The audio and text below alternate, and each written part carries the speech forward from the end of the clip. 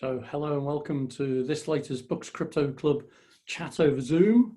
It's Sunday, 14th of March, 2021. And we're going to chat probably about NFTs this evening, which seems to be a really interesting topic. So let's see who's going to come and join us today. And please remember, if you enjoy this, then please do click on that subscribe button or wherever it is, click on the like, click on the bell, do whatever else YouTubers do. And I hope you enjoy this. Hello, hi Chris. Hello, Gary. I'm confused about NFTs, so I'm really looking forward to learning a bit about it. Okay, well, hopefully we'll all be learning from each other this evening. I've invited a couple more people who probably know a lot more about this space than I do, because I'm always into the idea that if I don't understand something myself, there's bound to be someone out there who does. So we'll see what comes along. Yeah, well, it's like everything else. It just seems so mysterious that somebody can put something up and make $6 million profit in a couple of months. It just doesn't seem to make sense, but there you go. Absolutely. Hey, Joe, well, welcome for joining us. Hi, how are you doing? Hey, not too bad. So you're an expert on NFTs, Joe, by any chance? You know, you'll have to bring me up to speed. We're all in this together. It's always about learning from each other and learning what everyone knows. And sometimes we have people who keep quiet who actually know an awful lot who can help us. So we've got Georgina this evening. She's probably one of those people who knows an awful lot about these things. Yeah, just to give you a bit of background. Hi, I attended your masterclass, Guardian masterclass, probably about 2 years ago, I guess. Yeah. Yeah. And I sort of started kind of making investigations, and I sort of, made a commitment to trying to look at it, and then kind of got scared off by the fact that I couldn't actually buy any currency through any of the exchanges. Like my card would be declined, or something else would go wrong, and no one could really get to the bottom of why it was. Okay. So I sort of was like, I thought, well, sod it, and then obviously the last year or so has been quite extraordinary. So it's like one of those ones where, not bitter, because it's like, it just is what it is. But I'm very keen to kind of know more and understand more about what's going on, conceptually as much as anything else. Yeah. So I guess a quick check for me, really, given that you came along to one of my master classes. Was there anything I said at the time that has proved to be incorrect? No. It's like, not. Hold on. Okay. Yeah, I'm in a quiet part of the house. It being Mother's Day and stuff. But no, I mean, from memory, I'm kind of, thinking back through it. No. That's good. I always like to ask, because someone actually shared with me a presentation I did back in 2016, and I went through it and I found it was actually still correct. So I was quite pleased with that. So it was good. So okay, thanks, Joe. Welcome aboard, Georgina. You're about to speak, but you're on mute. Yeah, because I was actually in the middle of also trying to shut down a whole load of other windows, because I've literally just flown in through the door from being somewhere else. So yeah, I thought I'll get to speak in a bit. But you're probably exaggerating what I do know. At least you know what the letters NF and T stand for, so that's a start. And I think you have been looking at things a little bit, but if from what I've seen on the forums are true, and I think you know something, so that's good. But between us, we can fathom it out anyway. That's good. And Jonathan, good evening to you, another regular. Hi, Gary. Hey. I've got no idea who's going to join us this evening. I did open the invite out, but sometimes people can't make it. I had a few messages from people saying, "Oh, I didn't know you did it each week. I'll come and join in future." That'll be good. Anyone got any immediate news or views about what's been happening during the week? I noticed Bitcoin went through $60,000. I think I sent a note out about that. Yeah, a friend of mine, Willie Woo, he sent out a tweet because he was actually just in the process of doing his regular newsletter about when to expect the all-time high. and he was cursing because he had to rewrite the newsletter because it had arrived and it was suddenly going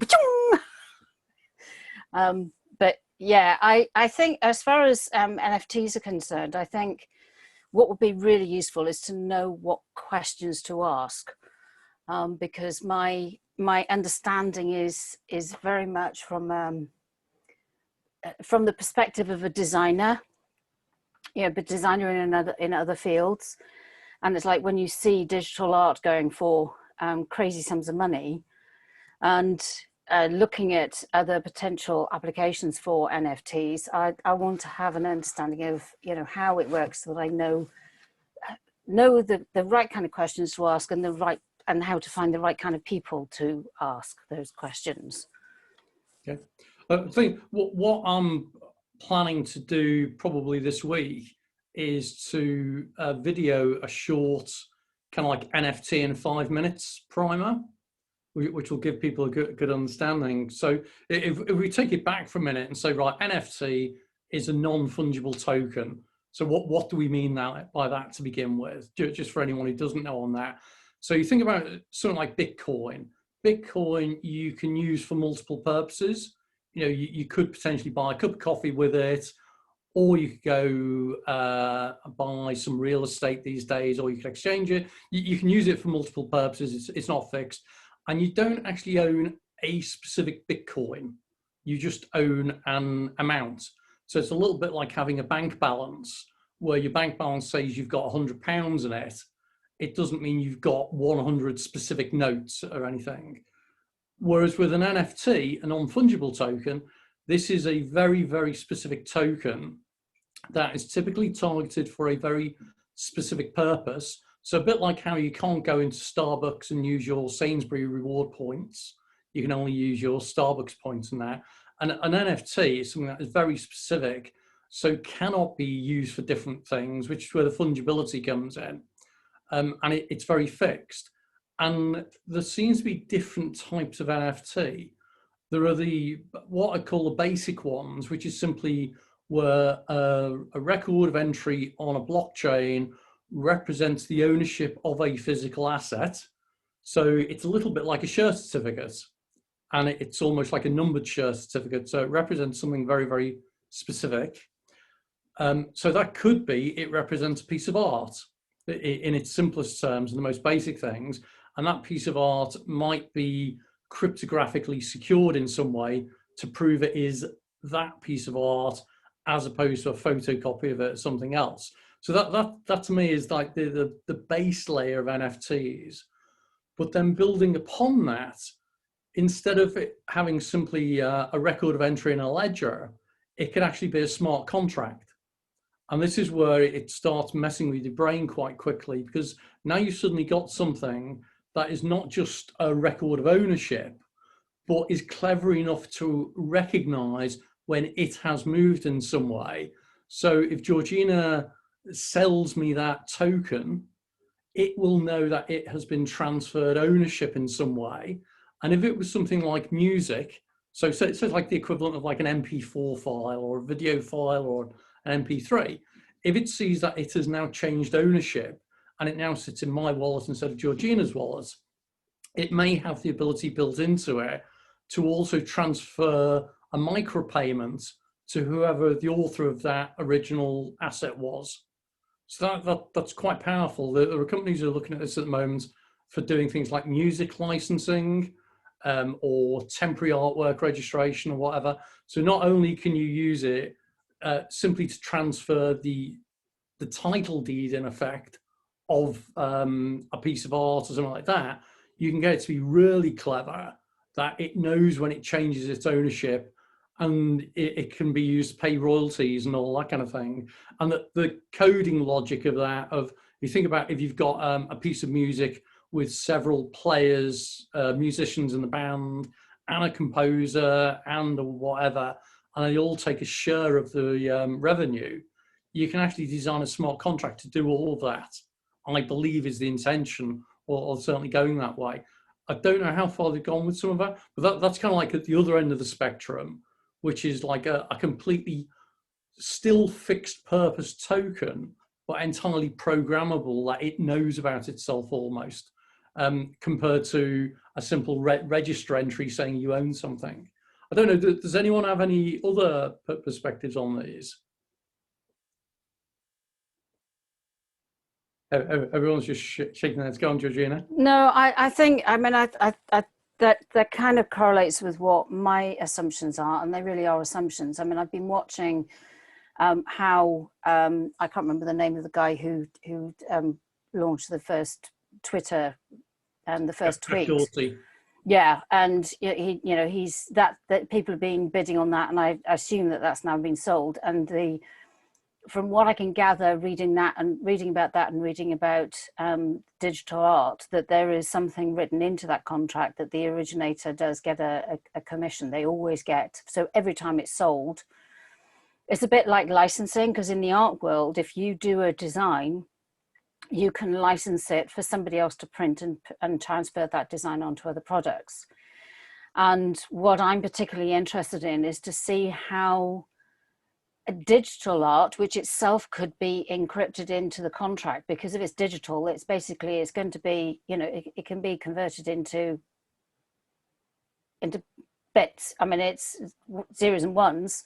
Yep. That could then be put into that contract, and that could be licensed. And I'm thinking not just with the fashion industry, but also in the gaming industry. I mean, the gaming industry is massive.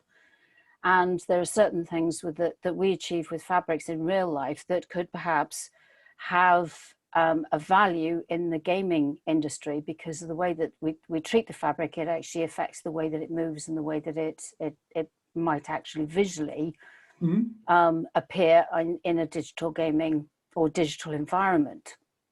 Not forgetting, of course, that you've got digital exhibitions, and particularly the arts has really, really suffered with COVID. And when you've got the British government saying, oh, artists can just retrain to go and do something else. I mean, whichever idiot who came up with that obviously has not even considered that you'd have no television, you'd have no products in your home, you'd have no home, you'd have no house, you wouldn't have cars, you wouldn't have anything that has any kind of design element about it without art.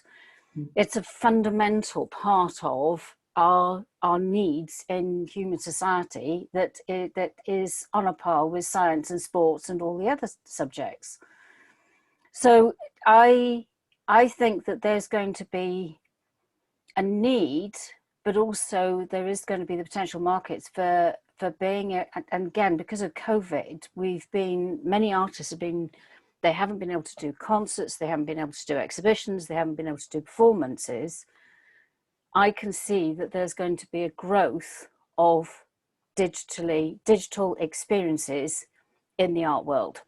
Yep. But how can that be managed, and how can that actually be treated with respect? And of course, you know, one of the biggest challenges that a lot of artists have, you put a photograph out there and, you know, unless you watermark it digitally, anybody could take that image and claim it to be their own. And the original artists, they lose their rights to that ownership. And especially when you get social media platforms to say that, you know, that, and I know a lot of them are scams, but you get the Facebook, there's a thing saying that as soon as you upload photographs, that Facebook owns your pictures, and most artists will basically tell them to F off. So I think that there's a massive opportunity that will be explored. I don't think it's a case of if it will be explored. I think it will be explored, and it could very well be with NFTs. Well, I think it's something that it was kind of beginning to happen in the blockchain world anyway. So I remember having a conversation, I think it was about 2017, with somebody. I was it was a conference I was at or whatever, and I think I'd just come off stage and I was talking to this lady who seemed very knowledgeable about blockchains and distributed ledgers and that kind of thing, and she was really interested in using it in the music industry for doing things like assignments of royalty and this kind of thing. And it wasn't for a while. We were chatting away, and we spent about an hour talking about this. about how you could assign royalties and how you could make payments and how you could transfer ownership. And I looked at her badge at some point, and I kind of thought that she was a fintech specialist or something. And I've forgotten her name offhand now, but she's quite a famous musician who's the first person to put music on the blockchain. And she was already doing work around this space about creating music which was tokenized in effect. So that's good. I see we've got a couple more people joined us. Sorry, I didn't pick up on there. Oh yeah, Imogen Heap, that was it. Because I saw Imogen on her badge. I thought, I know you from somewhere. You fintech something? She said, no, I'm a musician type thing. No, and she really knew her stuff around blockchain and about the music industry as well. Yeah, thanks there. So a couple of people have just joined us. You want to come say hi?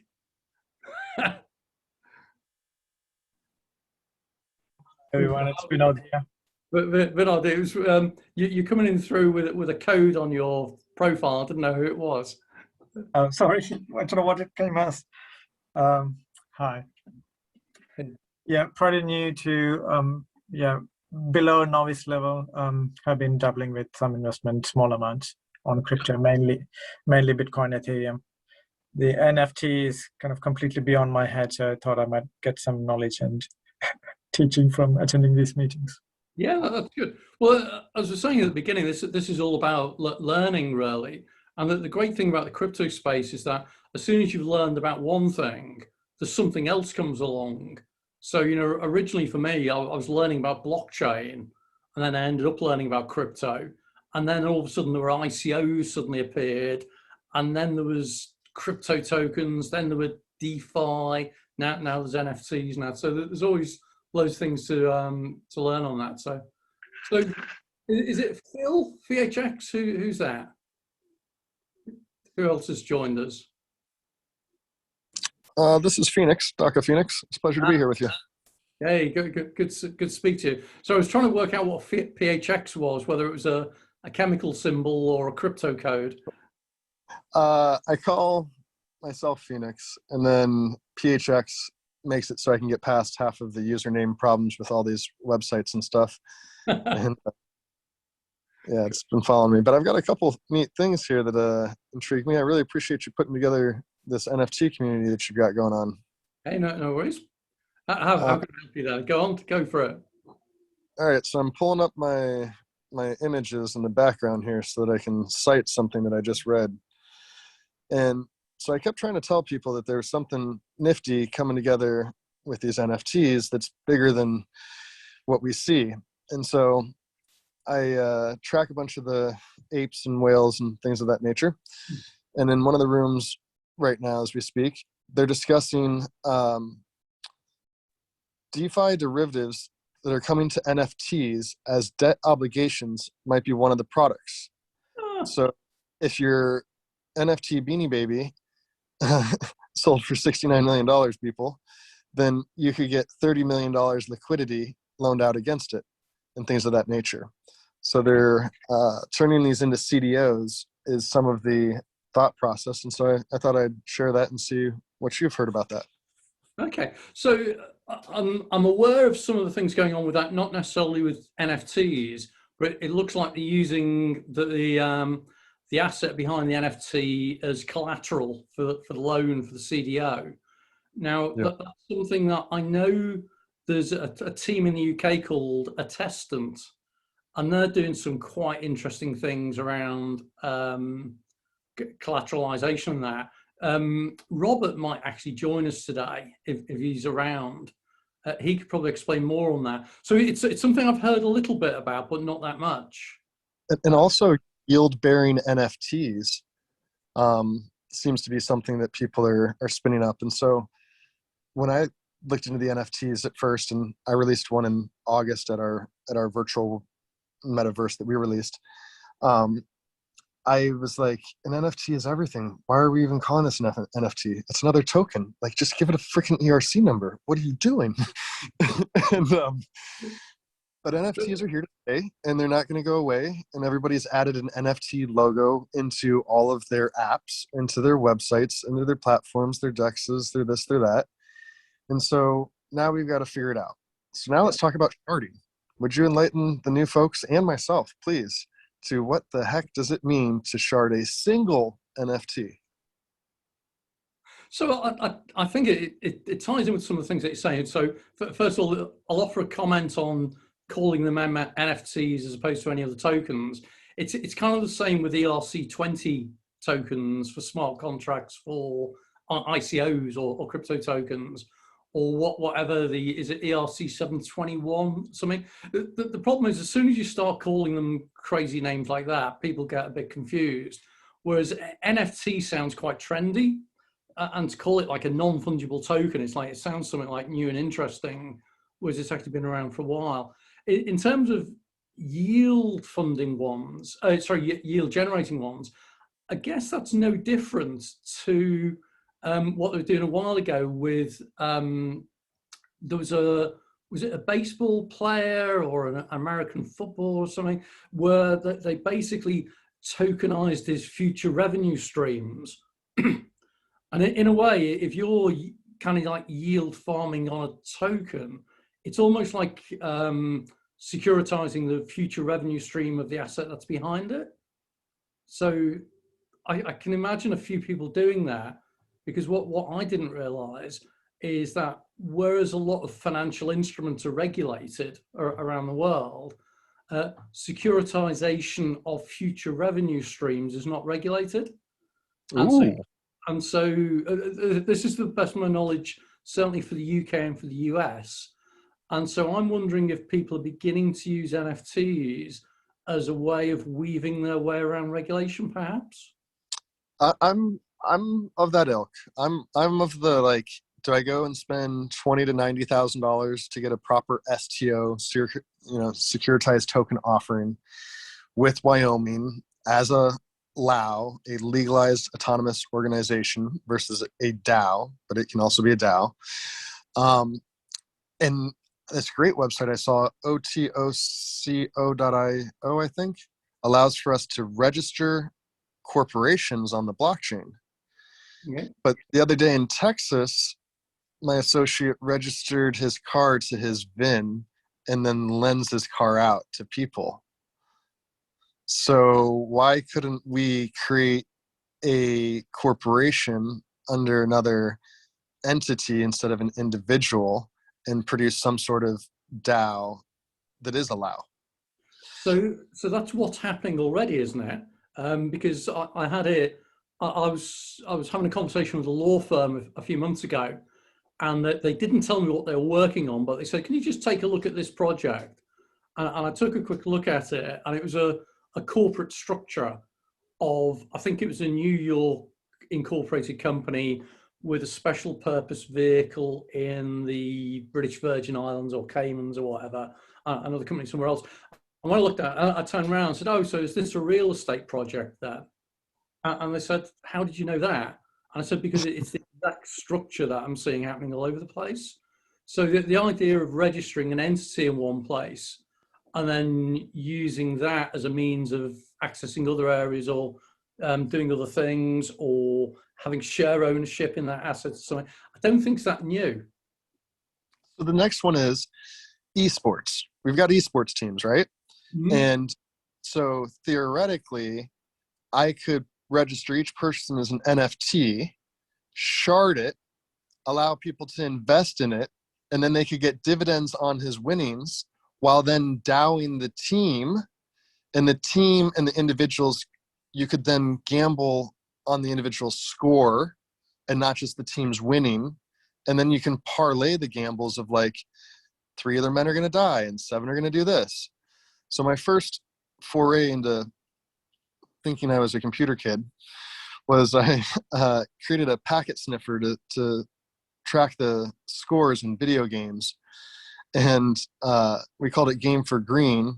And that's now what we call Virgin Gaming, but it has nothing to do with our original stuff. And so I watched real fast at 19, 20 years old how to get pushed out of a business and a good idea.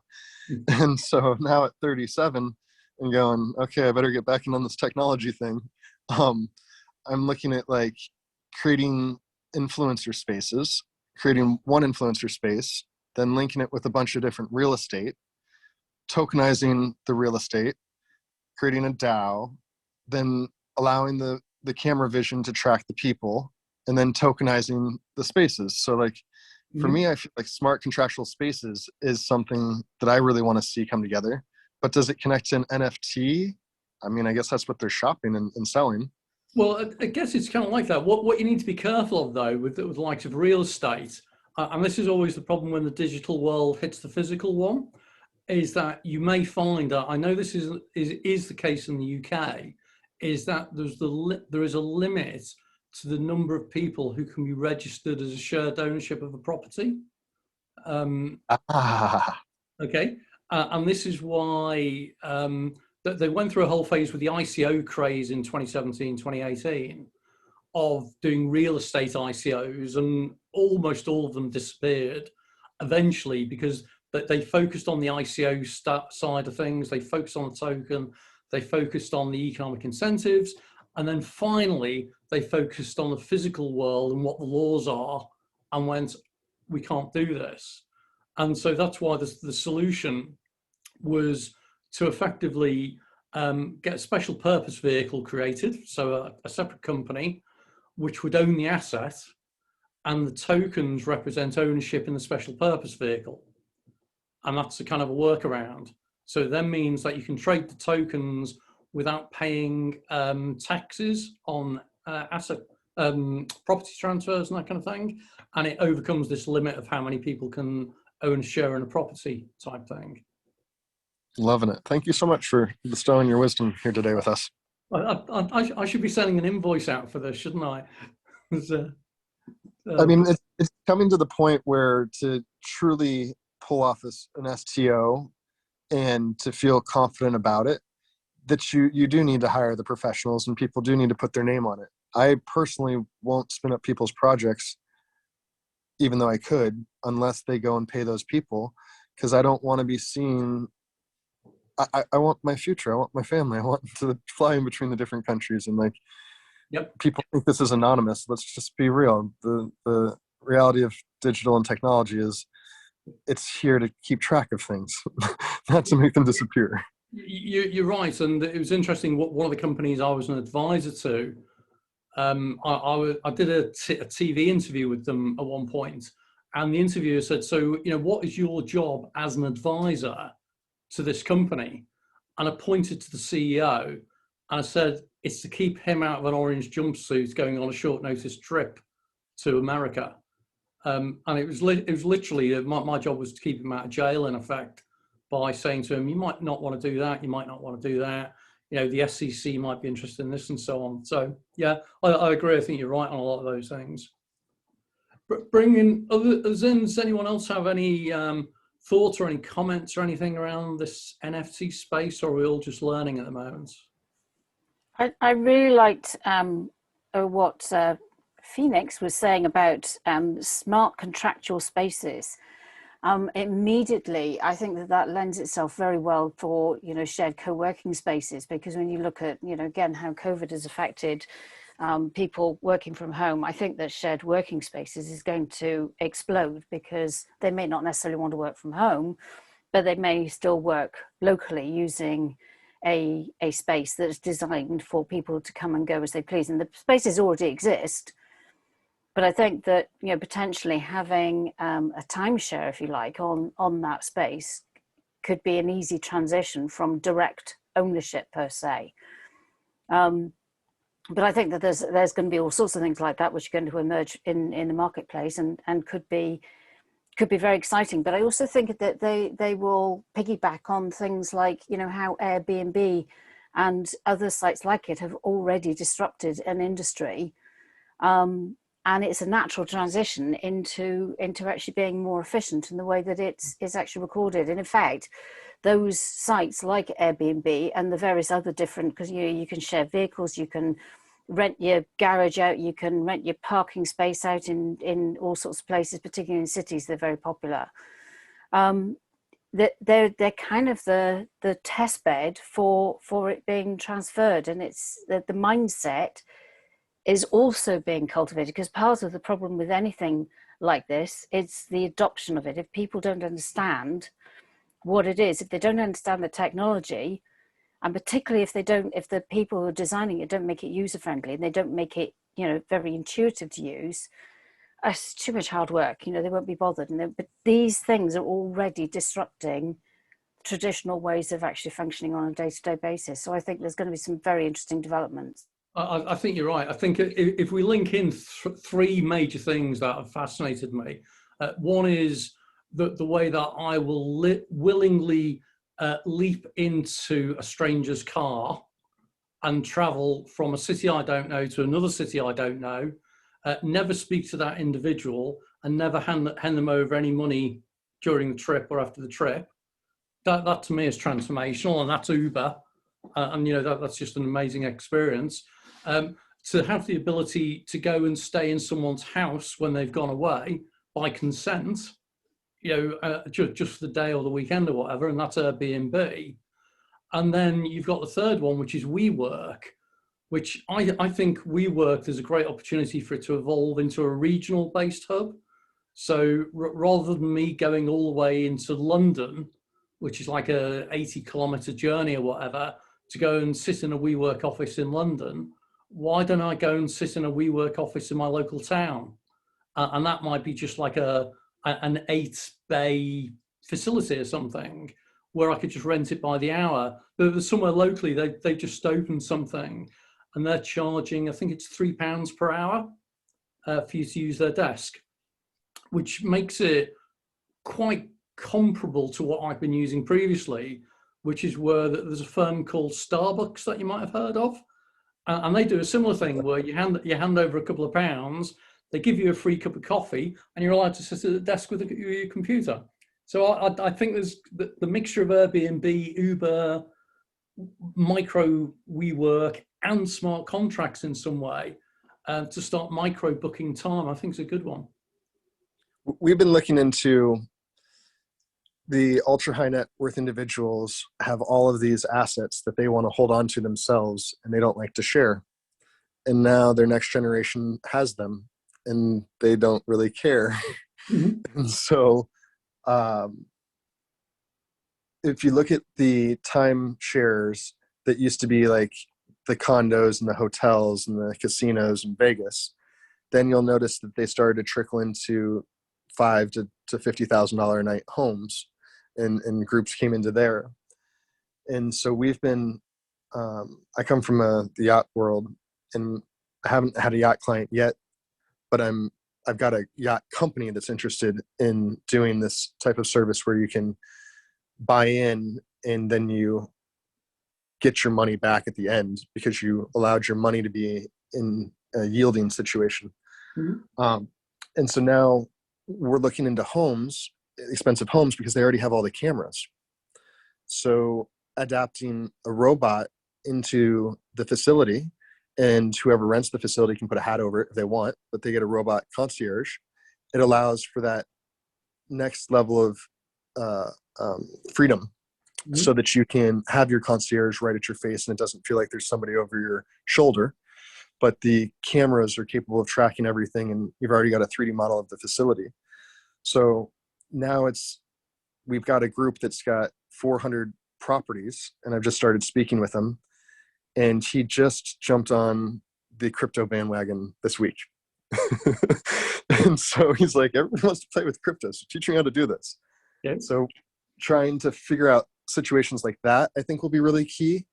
And then also like a single floor in condominium buildings, getting revamped into restaurants and medical services and holodecks. And so a fund should come together and they should buy out 30 floors and 30 different buildings and start those types of programs. And then the problem with the condominiums and the real estate is they don't allow the Airbnb. But when you move to your private membership, I can only have 99 people or 499 people at my COVID event, right? Mm-hmm. But when I turn it into a private membership and you're on private property, those rules do not, they don't exist. So when you start to spin up these new on-chain instant corporations for the moment, then you can have 25 corporations that are shareholders of the corporation that has that building, and all of them can come into that building even though the Airbnb people can't. And so there's a slaughterhouse opportunity to be like an Uber who goes ahead and buys a bunch of attorneys and breaks all the rules and pays the fines afterwards, or makes new rules. Mm-hmm. And so Airbnb and Uber are both attorney heavy that fought themselves through it. And so I think that with there being more attorneys in school than there is attorneys in existence right now, that there should be some sort of NFT lawyer and a arbitrage or mitigation or mediator type of service.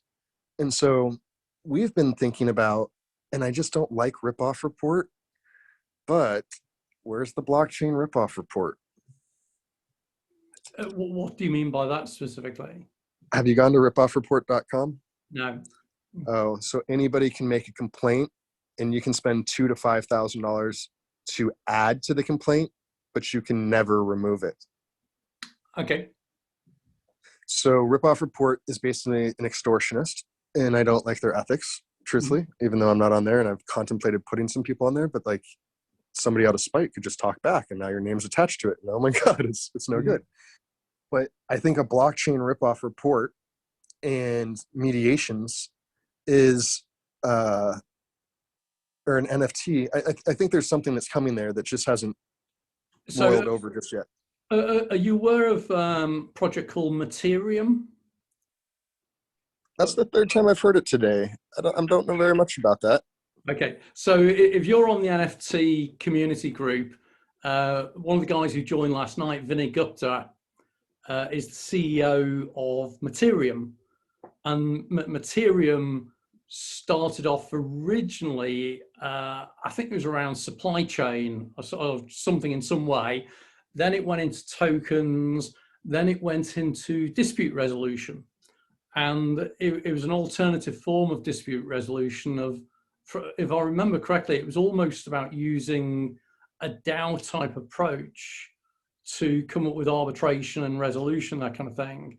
And then they were looking at tokenize something. So Vinny's been working on something that I think he's about to announce in the next few weeks, which may be something to do with that, because he's really into the tokenization space as well. So he's just launched, I think it was William Shatner from Star Trek had some connection, and they're looking at tokenizing something he's done or something from there. So Vinay, it's worthwhile if you're thinking about arbitration, dispute resolution or something like that, take a look at what Materium are doing, because it may have something in there already. Loving it. Thank you so much. And if you need an introduction at some point, let me know and I can point you out. But you're already in the group, so I'm sure he won't mind if you just. I was trying to encourage him last night, I think it was, or the early hours of this morning when I created the group, to actually put something in the NFT community group about what he was working on, because he had posted something in another group, and I said, "Can you reshare this?" I think it was. I don't know if I created that group at about midnight last night or something, and kind of like fell asleep after that. You're doing great. Your bot is a really wonderful bot and led me to some other bots. Although it does keep silencing anytime we post a link. Yep. Sometimes it's hopefully switched that off now. I think I've set it so as long as you've been a member of the group for an hour, which obviously you have, it should let you post links now. If it doesn't, ping me a note and I'll get it sorted. It's decided to boot me out. So what about DAOs and NFTs? Is there any crossover over there that you could share about? I've been away from the DAO space, so maybe for Joe and Vinod or whoever as well, it's worth briefly explaining what a DAO is first. So a decentralized autonomous organization.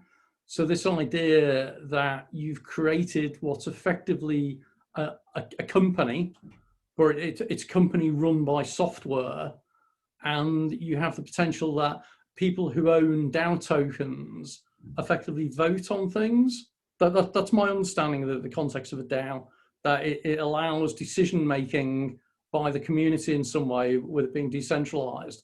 Is that the sort that you're thinking about? Absolutely. Okay. And they have governance. They'll allow for you to create, say, 10 different accounts, like your accounting group, your marketing group, your R&D, your bounties, and then you can have multi-sig wallets into them, so not one person can pull anything out. Maybe you have to have 2 signatures on it. And so what we're a little confused about is like a DAO versus a LAO. So if a DAO does something and then the DAO goes and rents a space, then does that mean there's no suable party? Right? So like there's some very interesting new situations with decentralized autonomous organizations. And so we want to go and register companies, register the trademark, register the website, but then allow the management from the DAO. So we're having some complications understanding where is the line to divide and define that. And do you throw everything into the DAO, or does an individual do some and then lend it to the DAO?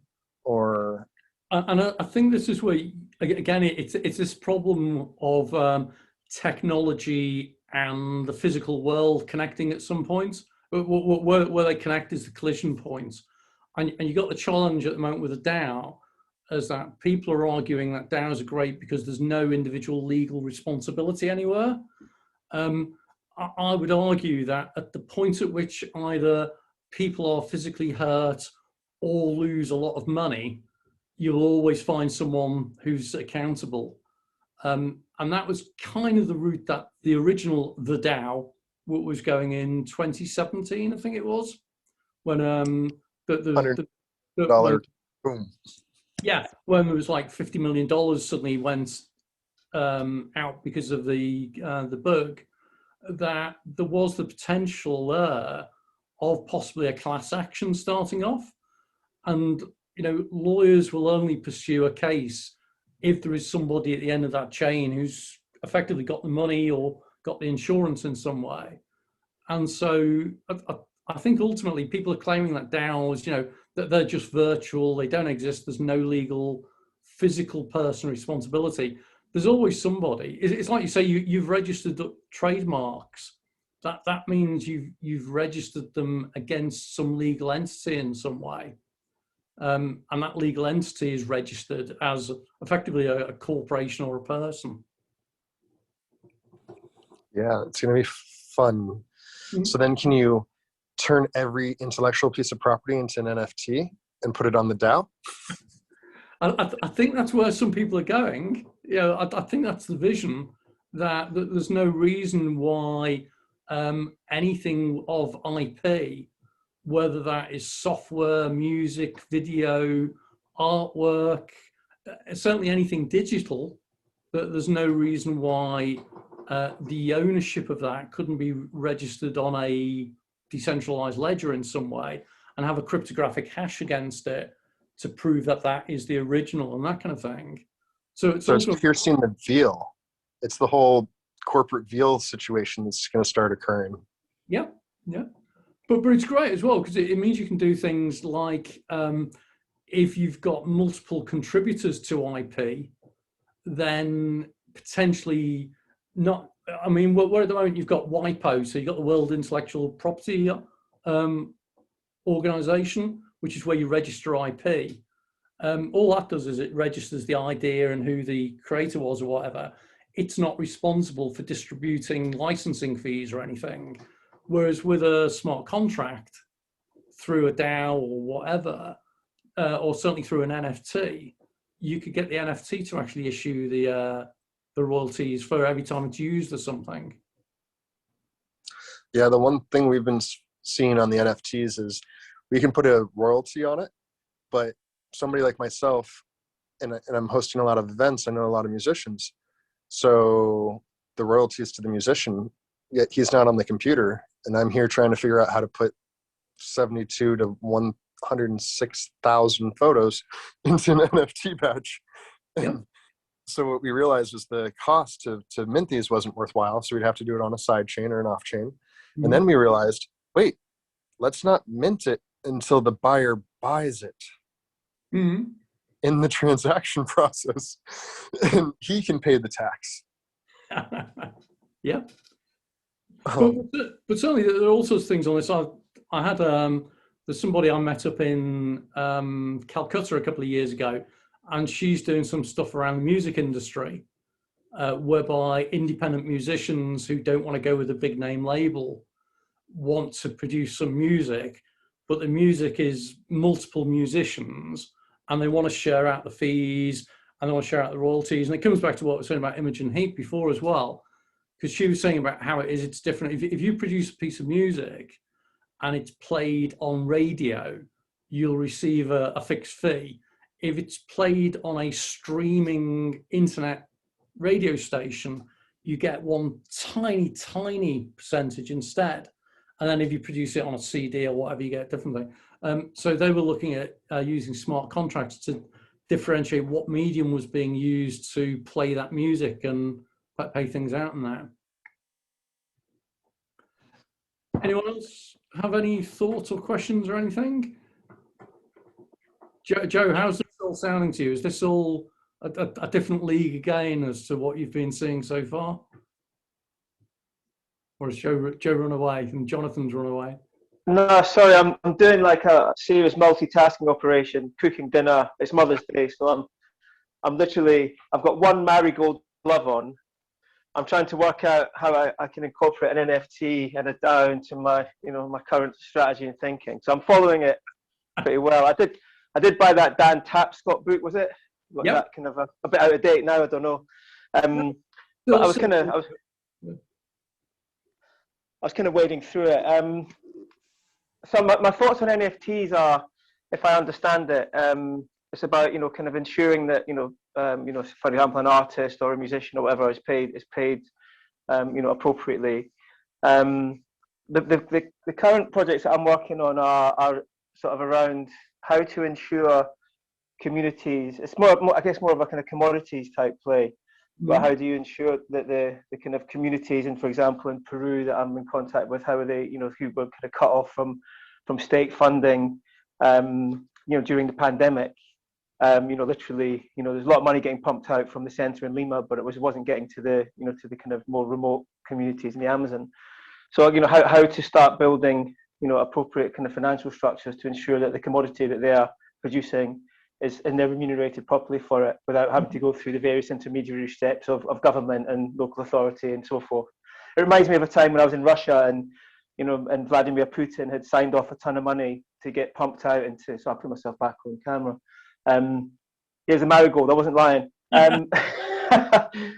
So yeah, Vladimir Putin had pumped out a lot of money to, regenerate the kind of the sort of crumbling infrastructure, post kind of Soviet Union, and he went out to visit these new kind of glorious facilities that he'd pumped the money out to, and there was nothing there because the money had just literally been dipped into at every point. So my main thoughts at the minute and my projects that I'm working on, and I say I'm just rambling from my first since your masterclass, this is probably the first time I've discussed it with any expert, is just to see how how this kind of infrastructure and developing kind of organizational piece can help those types of communities.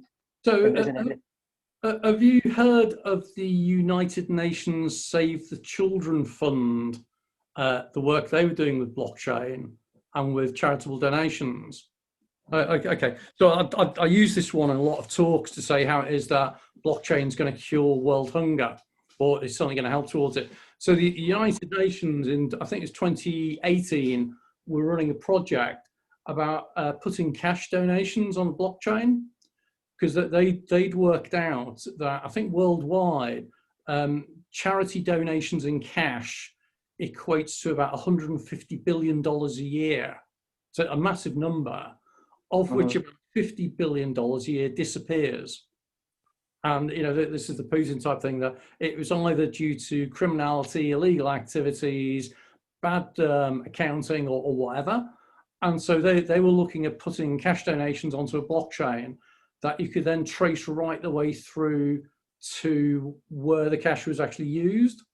So you got the whole thing. There was if I understand right, in the charity sector, there's been a move away from just giving cash and then leaving the charity to do whatever, to more an outcome-based thing. And so the whole idea around some of the charities I'm speaking to, there's a good one in London who are doing some stuff recently around whereby you give money for a specific purpose. So it might be, I'll donate £5 for a homeless person to have a roof over their head for the night. And effectively, the charity didn't actually get that money until they were able to prove that a person had been able to sleep in a hostel for the night or something, and that released the funds.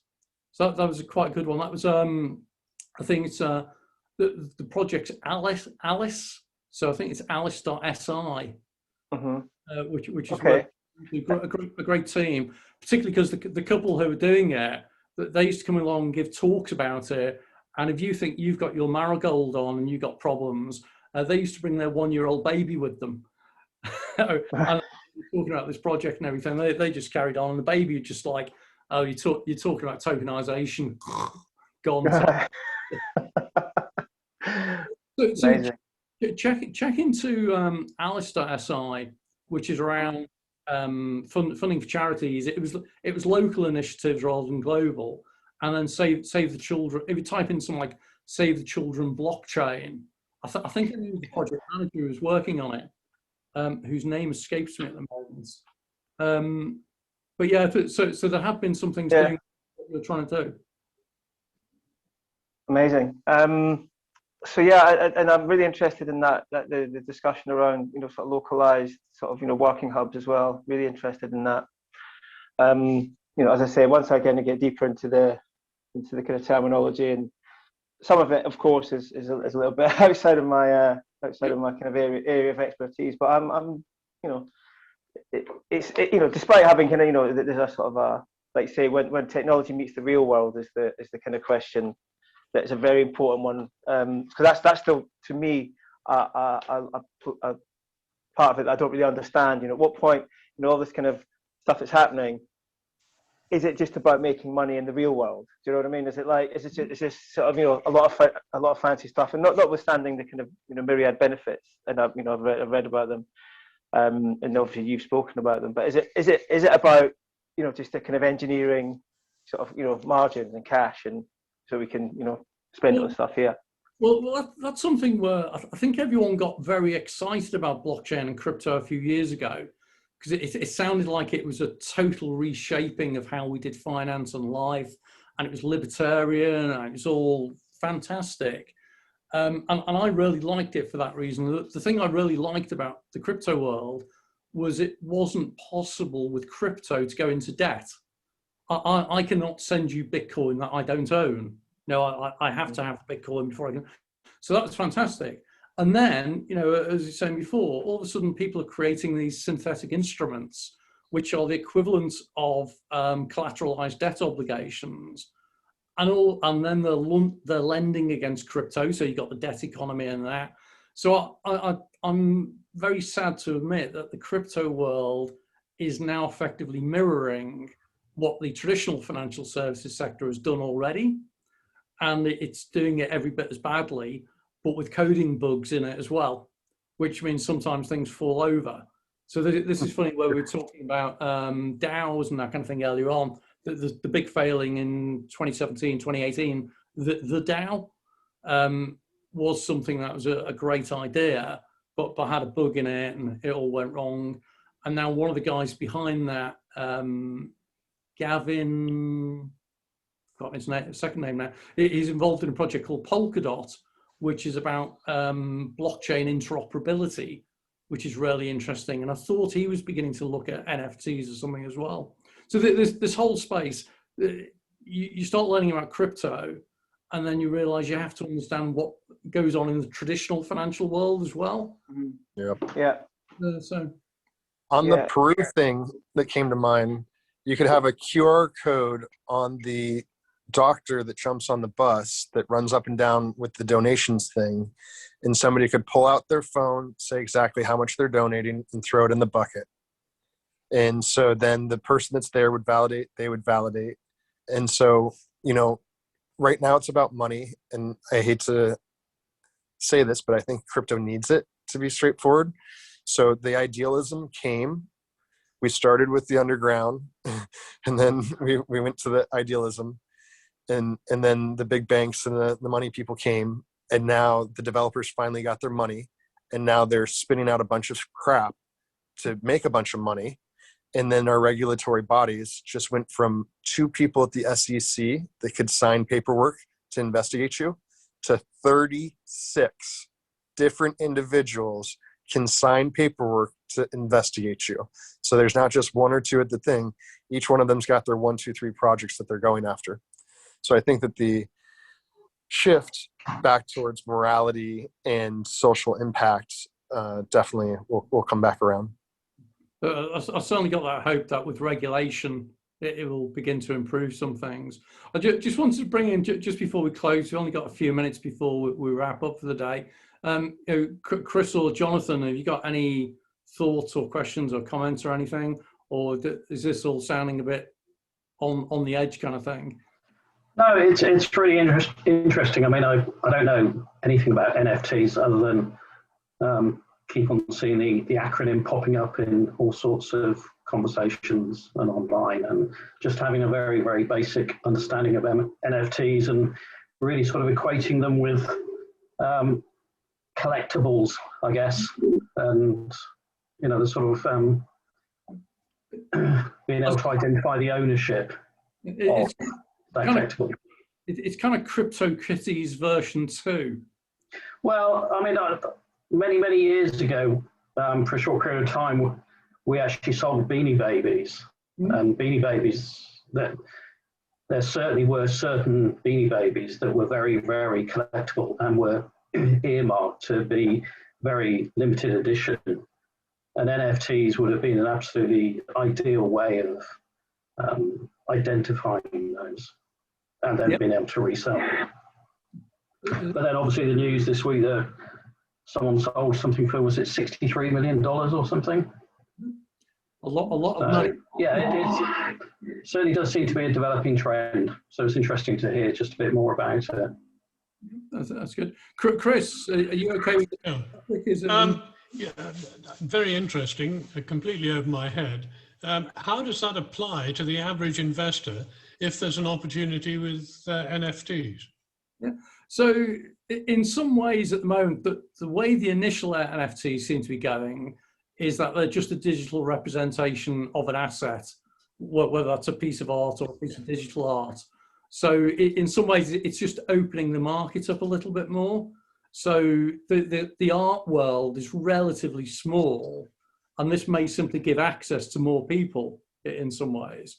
But is there a company that is producing the program that investors could invest in, or So there are a number of websites that are now promoting crypto art exhibitions, whereby you can take. I was taking a look at one earlier on today, where it identifies what the artworks are, who the artists are. So there's I'm really biased because there's one I absolutely love called Nanu Burks, and I've been looking at some of her artwork. I bring her around.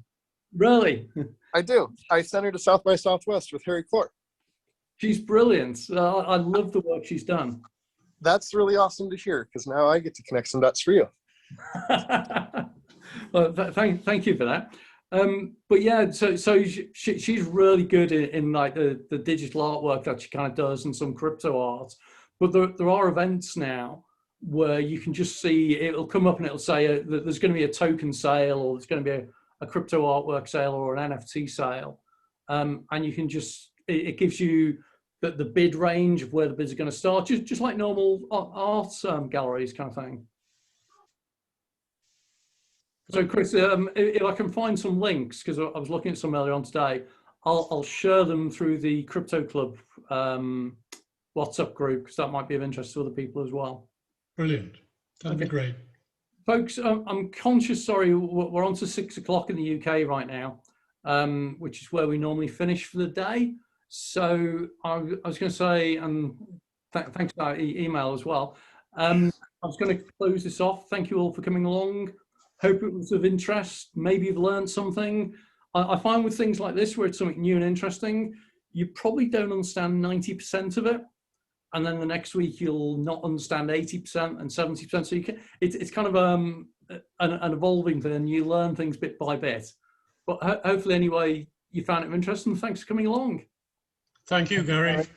Okay. No, it's great, Gary. Thanks a lot. Thank you, Gary. Thank you, everyone. Take care.